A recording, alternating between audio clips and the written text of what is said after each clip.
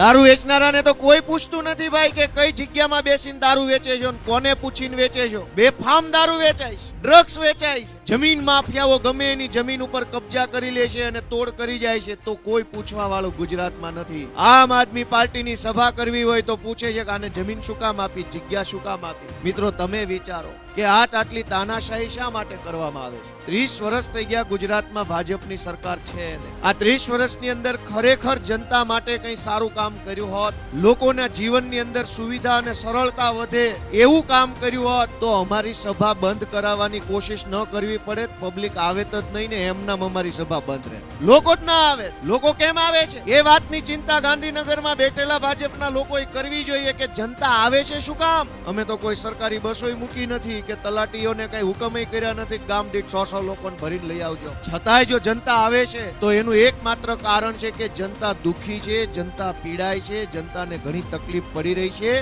માટે એક આશા અને વિશ્વાસ સાથે આમ આદમી પાર્ટીની સભામાં આવે છે. જનતા જ નહીં આવે તો અમારી સભા કેવી રીતે થશે? તો સભા બંધ કરાવવાની કોશિશ કરવાના બદલે જનતાના જીવનમાંથી તકલીફ ઓછી થાય એવી કોશિશ જો ગાંધીનગર વાળા કરે તો માત્ર સભા નહીં, આખી આમ આદમી પાર્ટી બંધ થઈ જાય એમ છે.